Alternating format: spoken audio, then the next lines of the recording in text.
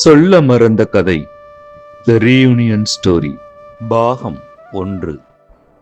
2017 ஆண்டு 11வது மாதம் ஒரு அந்தி மாலை நேரம்.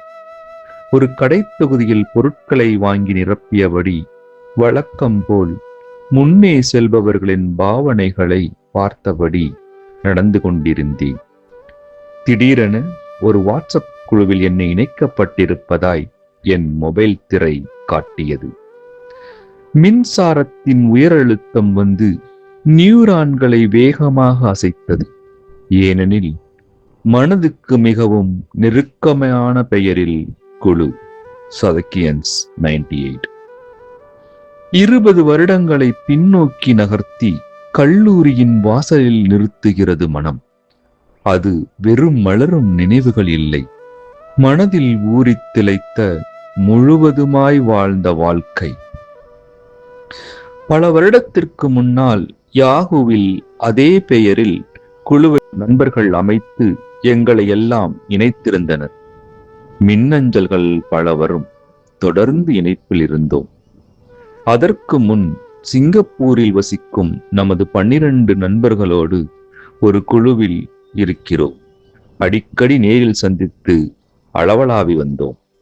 எங்களின் எல்லா சந்திப்பிலும் கல்லூரி மற்றும் நண்பர்கள் பற்றிய பேச்சுதான் அதிகம் இருக்கும். நொடி நேரத்தில் இவை யாவும் கண்முன் வந்து போனது. ஏன், எதற்கு இந்த புதிய குழு? யார் என்னை இணைத்தது? வந்து விழுந்தன கேள்விகள். யார் யார் இருக்கிறார்கள்? கைகளில் வேகம் கூட்டி அதிவிரைவில் திறந்து பார்த்தேன். கல்லூரி முடித்து 20 ஆண்டுகள் நிறைவை கொண்டாடுவதற்கான நண்பர்கள் சந்திப்பு நடத்துவதற்காக அமைக்கப்பட்ட குழுவிற்கு வருக வருக என வரவேற்பு செய்தார்கள். எனக்கு முன்னால் ஏற்கனவே சிலர் அந்த குழுவில் இருந்தனர். அவர்கள் வெறும் நபர்கள் அல்ல, என் மனதிற்கினிய நண்பர்கள்.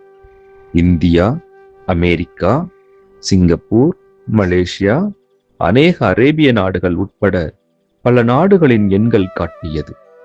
பெரும்பாலான எண்களின் பெயர் இல்லை. ஒரு சில எண்களுக்கு மேல் யாரென்றும் தெரியவில்லை. யாரோடெல்லாம் உருக்கமாய் நெருக்கமாய் இருந்தோமோ அவர்களின் செய்திகளையும் கண்டேன். உண்மையாய் நட்பு கொண்டு, உணர்வால் நேசித்து, நடைமுறையில் கொஞ்சம் தூரமாய் இருந்து யாரையெல்லாம் பற்றி அவ்வப்போது அதிகம் பேசி வந்தோமோ அந்த ஓரிரு நட்புகளையும் அங்கே கண்டேன்.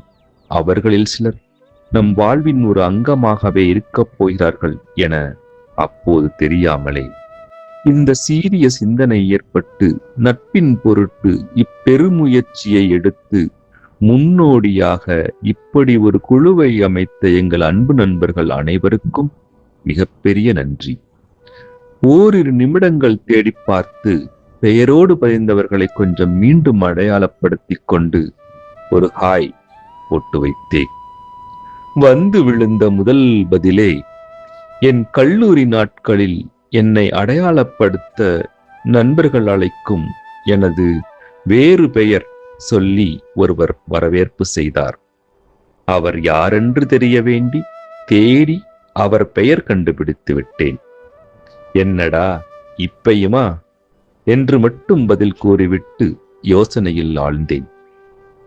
அது நீதா மாமா எப்பவும் என்று பதிலும் வந்தது.